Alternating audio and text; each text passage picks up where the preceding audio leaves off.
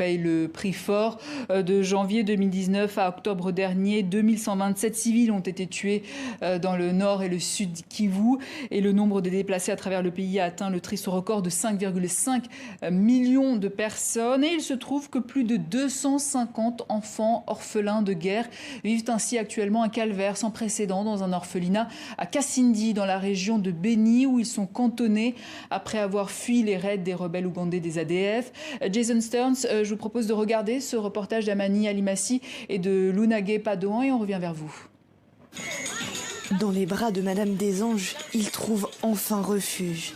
Et en l'espace d'un instant, ils retrouvent un peu leur âme d'enfant. L'orphelinat Tukinge Yatima a été créé à l'initiative personnelle de Madame des Anges. Situé près de la frontière entre la RDC et l'Ouganda, il abrite aujourd'hui 251 enfants. Sans père, sans mère et souvent complètement livrés à eux-mêmes, ils sont les dommages collatéraux des nombreux massacres de la région de Beni. Des massacres attribués à la rébellion ougandaise ADF. Et tant qu'il y a l'insécurité, les massacres continuent, nous serons toujours concentrés ici à Kasindi. Et la charge, ce sera toujours permanent. Et les besoins aussi sera toujours permanent. Nicolas a été recueilli en décembre dernier. Sous ses yeux, toute sa famille a été assassinée lors du massacre de son village.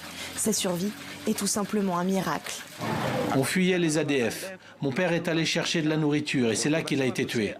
Là, ils nous ont attaqués encore et à l'arrivée de l'armée congolaise, c'était déjà trop tard. Ils ont juste ramassé les cadavres. C'est là que j'ai vu le corps de mon père déjà pourri. Madame des Anges, c'est un peu une nouvelle maman pour Nicolas et les autres pensionnaires. Et comme dans toute famille nombreuse, chacun met la main à la pâte pour aider à faire tourner la maison. Mais la vie est loin d'être facile dans cet orphelinat et le grand cœur de Madame des Anges rencontre bien des embûches. Il n'y a pas de lit. Manque d'espace, de matelas, de nourriture et surtout manque de ressources financières, l'orphelinat est à bout de souffle. Aujourd'hui, il ne dépend que de la générosité des passants ou des églises. Malheureusement, ce n'est pas suffisant. C'est vraiment très difficile au vu de notre grand nombre ici. Nous souffrons beaucoup, imaginez, nous dormons parfois à 4 ou 5 sur un même lit. Nous étudions dans des mauvaises conditions. Parfois, le directeur nous chasse faute d'argent. Nous ne pouvons pas payer. Je n'ai pas de famille, alors qui va m'aider? Le combat de Madame des Anges est encore long, mais elle peut déjà se féliciter de petites victoires. Dès la rentrée prochaine, tous les enfants de l'orphelinat devraient être scolarisés gratuitement. Ils devraient également pouvoir bénéficier d'un centre de santé. Jason Stearns, on a le sentiment qu'il a fallu la mort d'un officiel italien pour remettre les coups de projecteur sur cette guerre oubliée par certains. L'armée congolaise est pourtant présente sur le terrain. Alors comment expliquer que les autorités ne parviennent pas à déloger ces groupes armés? C'est une très bonne question. Je pense que jusque-là, le nouveau gouvernement de Félix Tshisekedi s'est beaucoup focalisé à arracher le pouvoir de son prédécesseur, de Joseph Kabila. Et donc le combat autour du pouvoir a consommé toute l'attention des élites politiques de Kinshasa, qui est à plus de 1000 km de ce conflit. Ils sont en train de réussir ce combat politique à Kinshasa. On espère bien qu'après avoir réussi à prendre le contrôle du gouvernement, ils puissent prendre le contrôle de l'armée et réformer à fond l'armée. Parce que l'armée, à l'heure actuelle, malgré les courageux combattants qui font partie de cette armée, l'armée principalement est une façon d'extraire des ressources de la population et pas de protéger la population. Donc il faut réformer d'une façon fondamentale et radicale cette armée. C'est un grand défi pour le nouveau président Félix Tshisekedi. Évidemment, il y a cette responsabilité des autorités congolaises, mais il se trouve aussi que les Nations Unies ont déployé depuis 1999 une mission de 15 000 casques bleus sans parvenir à ramener la paix. Est-ce que là aussi on peut parler d'échec? Oui, je pense que le Congo a accueilli la mission maintien de la paix, comme vous venez de le dire, la plus importante et la plus coûteuse du monde. D'après certains, on a versé plus de 40 milliards de dollars depuis 2003 seulement. Donc, d'une certaine façon, c'est un échec. Mais je pense qu'il faut aussi tenir compte du contexte politique. Depuis, dans la décennie passée, plus ou moins, la communauté internationale a été relativement mise à l'écart politiquement, malgré cette puissance financière. Et la mission MONUSCO, donc la mission maintien de la paix, est en train de partir progressivement. Donc la leçon à tirer, je pense, est la suivante. La communauté internationale peut aider, ils l'ont fait dans le passé.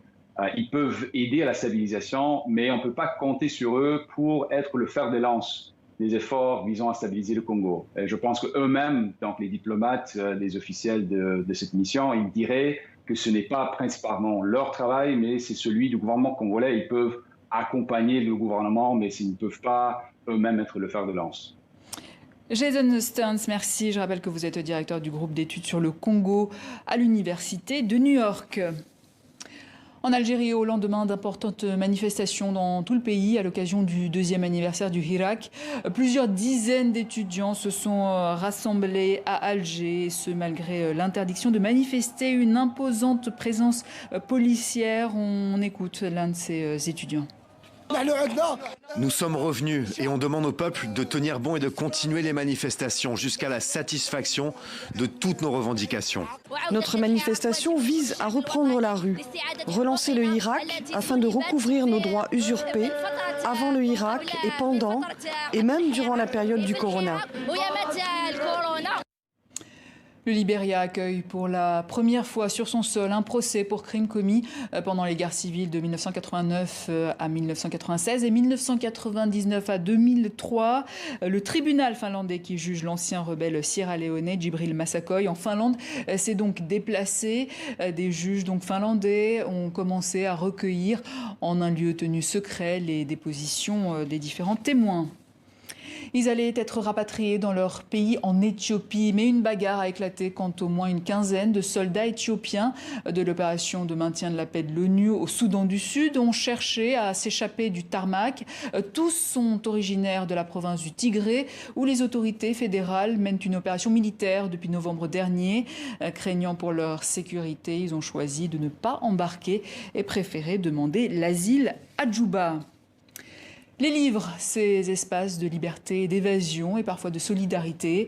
Au Maroc, le livre suspendu permet de mettre en relation acheteurs et lecteurs, un concept qui ne cesse de séduire les jeunes et les moins jeunes, comme vous allez le voir dans ce reportage de notre correspondante Maud Ninov.